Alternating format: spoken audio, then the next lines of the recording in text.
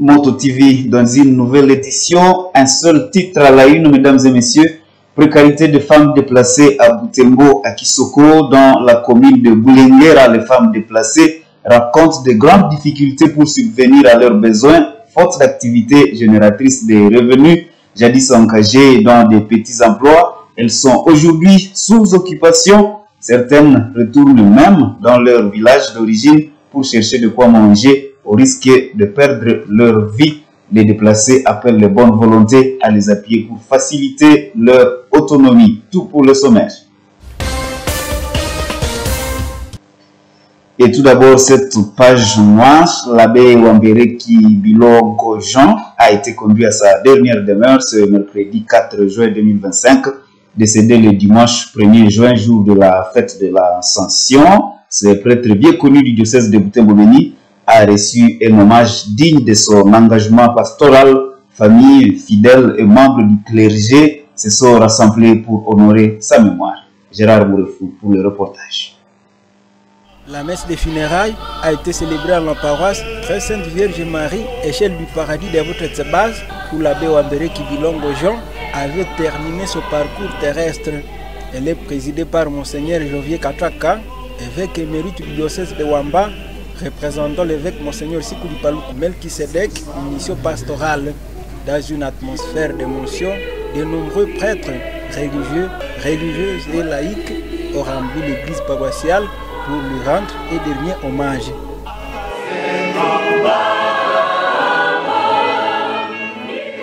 Monseigneur Kataka a salué le parcours du défunt et sa fidélité à la vocation sacerdotale. Il reconnaît l'empreinte qu'a laissé l'abbé Wambereki Bilongo Jean, tant à l'intérieur qu'en dehors du diocèse de Butembo-Beni.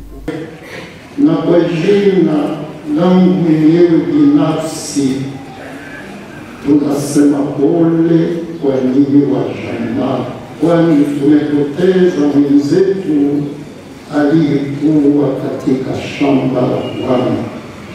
Ce même hommage s'est prolongé dans le message officiel de Monseigneur Sikuli Paluku Melkisedek, lu par le vicaire général du diocèse. Il a reconnu à l'abbé Wambereki Bilongo Jean un prêtre dévouement toujours disponible pour servir l'Église et les fidèles avec humilité et engagement.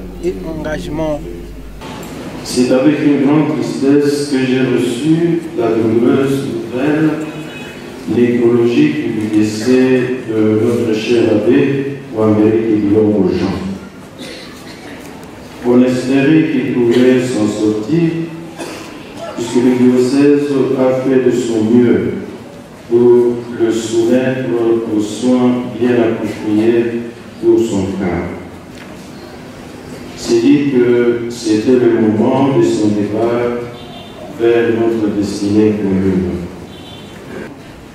Repose en paix et qu'il reçoive la couronne de gloire pour le travail pastoral qu'il a accompli au sein de l'Église. Ordonné prêtre en 1986 à la paroisse de Luofu par Monseigneur Emmanuel Catalico, l'abbé Wambereki Bilongo Jean a exercé son ministère dans plusieurs paroisses et institutions. On peut citer son passage à Luotu, au petit séminaire Tumaini Letu de Moussenene, à la propédétique de Beni Païda, au diocèse de Noto, en Italie, au bureau diocésain des œuvres pontificales missionnaires, à la cathédrale de Butembo, puis à Butetsebaz, où il a terminé son parcours pastoral. Nashukuru pia jamaa ya Padri Bilongo Jean na watu wote waliomsaidia kujibu ndio kwa wito wake mpaka mwisho. Jimbo la Butembo-Beni linashukuru kwa namna ya pekee wale wote waliohusika na kumtunza.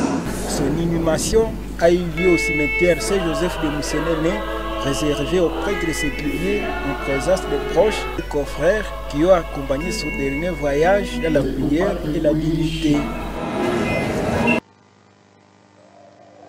Que son âme repose en paix. Et dans un autre chapitre, la République démocratique du Congo a été élue membre non permanent du Conseil de sécurité de l'ONU pour le mandat 2026-2027.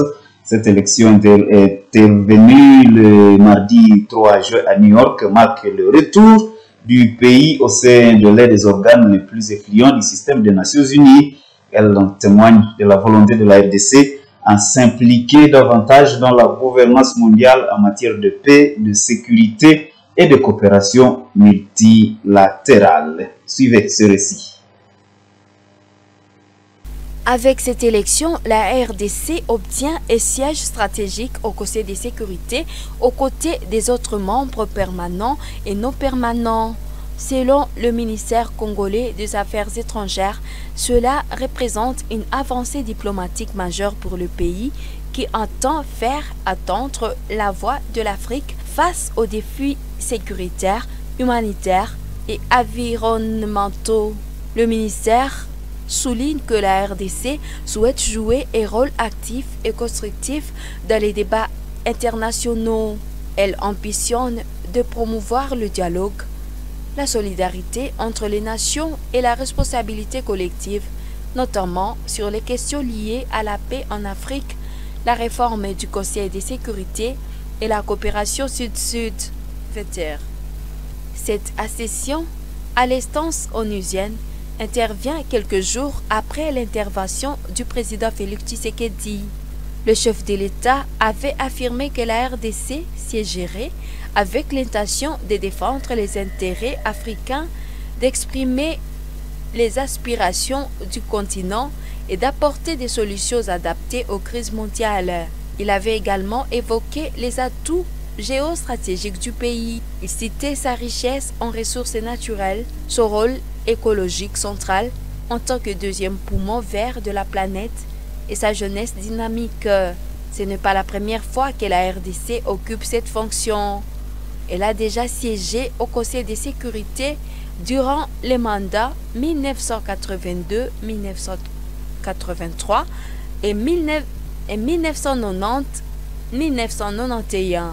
Cette nouvelle présence dans l'instance pour la période 2026-2027 marque donc une continuité dans l'histoire diplomatique du pays avec une volonté affirmée de contribuer à la stabilité du monde.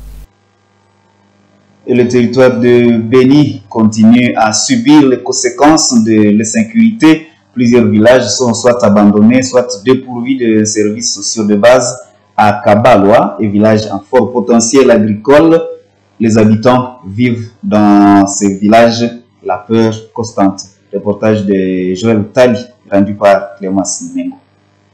Le village de Kabaloa, situé à plus de 10 km de marche au nord-est de Mutwanga, n'est pas un village ordinaire. Il s'agit d'un point stratégique sur la route reliant Loselose et d'autres localités de cette région du territoire de Béni à Mutwanga. Cette position géographique en fait un centre d'approvisionnement important pour Mutwanga, mais aussi pour les villes plus éloignées telles que Béni et Butembo. Chaque semaine, des cargaisons de bananes, plantains, huile de palme, haricots, soja et autres produits vivriers y sont réunis pour être transportés. Ce lundi, là 26 mai, des tas de produits agricoles étaient disposés à mener les sols, attendant d'être chargés dans un camion à destination des centres urbains. Fruits d'un sol particulièrement fertile, ces denrées sont cultivées sur place par les habitants et des agriculteurs de passage. Ici, la terre généreuse permet à presque toutes les cultures de prospérer.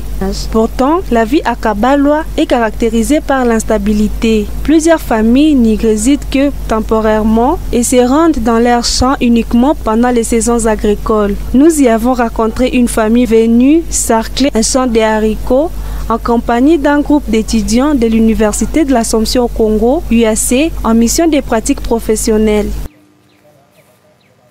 Les habitants redoutent constamment le retour des groupes armés. Ces mêmes groupes ont réduit en centre les rares infrastructures du village. L'ancien centre de santé, construit par la communauté chrétienne CK20, a été détruit il y a environ 2 ans. Depuis cette destruction, les soins de santé sont devenus un luxe difficilement accessible. Le malade doit parcourir plus de 5 km à pied pour atteindre Nzenga. Aujourd'hui, les habitants de Kabaloa, conscients de la richesse de leur terroir, n'aspirent qu'à une chose, le retour durable de la paix, condition indispensable pour reconstruire leur village et exploiter pleinement son potentiel agricole. Et voilà, nous revenons à la ville de Butembo où les femmes déplacées vivant au site de Kisoko dans le quartier Kalemira, commune de Bulengera, peinent à subvenir à leurs besoins. Le manque d'emploi compromet leurs efforts pour reconstruire leur vie. Moto TV les a rencontrés sur place. Reportage de Myriam Bechitamchi. Sur le site de Kisoko, au quartier Kalemire, la vie quotidienne devient de plus en plus difficile pour les femmes déplacées. Ces dernières faisaient autrefois la cuisine dans les installations de l'organisation Monde Justin, où elles percevaient entre 5 000 et 8 000 francs congolais à la fin de chaque journée de travail. Ces revenus indispensables leur permettaient de satisfaire certains besoins élémentaires. Aujourd'hui, cette activité s'est arrêtée sans explication claire. La plupart d'entre elles restent à la maison désemparées, sans perspective ni occupation.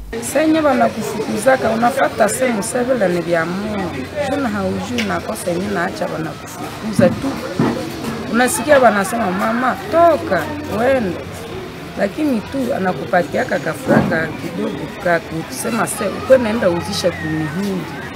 Sasa ile mihindi mumasiku yapata na yenyewe na maliza. Hauna ingine kazi. Una lufamo la kukolia. Tena unaikala tu. Le manque de moyens a aggravé l'insécurité alimentaire. Trouver à manger est devenu une lutte quotidienne. Certaines femmes, ainsi que des hommes, se voient contraints de retourner dans leur village d'origine pour y cultiver ou récolter de la nourriture, malgré les risques sécuritaires persistants dans leur zone de provenance.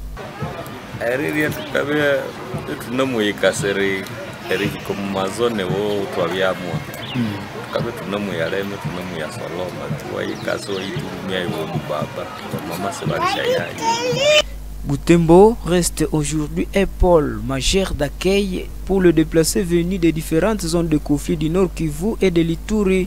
Mais l'afflux de personnes déplacées accentue la pression sur les ressources locales déjà limitées. Face à cette situation, les femmes du site Kisoko appellent à des solutions concrètes pour leur permettre de retrouver une dignité et une autonomie économique. Et cette page, les étudiants en sciences de développement de l'Université de l'Assomption au Congo UAC ont clôturé leur mission académique à Mutwanga ce mercredi 4 juin. Ce séjour de terrain s'est achevé par des visites de projets dans la région. L'activité s'inscrivait dans le cadre d'un cours pratique visant à stimuler l'esprit d'entrepreneuriat et l'engagement local dans le chef des étudiants. Récit Clémence Mungo. Durant 10 jours, les étudiants, accompagnés de leurs encadreurs, ont mené plusieurs travaux pratiques dans la localité de Mutwanga. Leur programme consistait à identifier les problèmes et besoins de la communauté, cartographier les acteurs de développement du site et co-construire des solutions durables avec les leaders communautaires. En appuyant sur des approches participatives, ils ont également élaboré des plans stratégiques de développement local axés sur les réalités du terrain. Lundi 2 juin, dans la dernière phase de leur mission, les étudiants ont visité plusieurs projets phares dans la région. La première étape s'est déroulée à la station Mutsora, un centre d'appui à la conservation de la biodiversité, à la gestion environnementale et à la protection du parc national de Virunga. Là, ils ont échangé avec les conservateurs du secteur nord sur les enjeux liés à la préservation de ces patrimoines naturels et des espèces qui y vivent. La deuxième visite a conduit les participants à la microcentrale hydroélectrique de Virunga Énergie. Les étudiants se sont aussi rendus à l'usine Sicovir, une entreprise locale de transformation agroalimentaire. Cette visite a permis aux futurs agents de développement d'observer de près le fonctionnement d'une structure entrepreneuriale à impact local en lien avec les produits agricoles de la région. Ces visites ont permis aux étudiants de marier la théorie à la pratique en découvrant des initiatives concrètes menées par les acteurs locaux et des partenaires de développement. Ces cours de visite des projets visaient à éveiller chez eux une capacité d'analyse critique et une volonté d'agir en tant qu'initiateur ou accompagnateur de projets innovants à Mutwanga comme ailleurs. Et il y a quelques années à Butembo, le métier d'ajusteur était encore perçu comme une activité réservée aux hommes. Pourtant, certaines femmes commencent à briser les barrières à l'image de Yansente Kaambu Ngoluko, Moto TV vous amène à la découverte de cet élève passionné qui manie chaque jour le métal dans les garages du quartier Vungi. Reportage Joël Tali. Voici l'atelier où Hyacinthe Kahambou passe la majeure partie de son temps, un lieu où le bruit du marteau, les éclairs de la soudure et l'odeur du fer chauffé racontent les quotidiens exigeants de cette jeune ajusteuse. À 17 ans seulement, Hyacinthe est élève en section technique et déjà forte de 4 années d'expérience dans ces domaines. Seule fille dans cet atelier dominé par les hommes, elle y a trouvé sa vocation. Armée de courage, elle travaille avec concentration, ses lunettes de protection couvrant son regard déterminé, loin des stéréotypes liés à ce genre.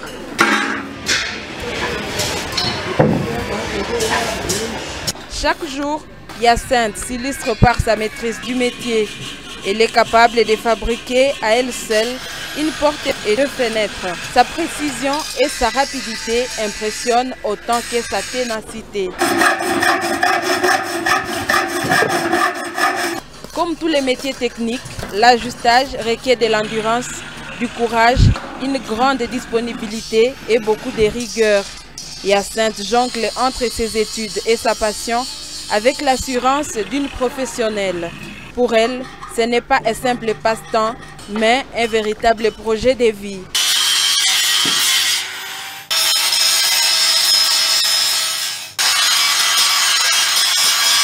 Parmi ceux qui l'accompagnent dans son parcours, Aristote, l'un de ses collègues, s'est dit admiratif. Il témoigne du sérieux de Hyacinthe et de son intégration réussie dans une équipe exclusivement masculine. Mumberenzole Évariste, son encadreur, parle d'une élève exceptionnelle. Selon lui, Hyacinthe fait preuve d'une grande capacité d'écoute et d'apprentissage et nourrit des ambitions claires pour son avenir.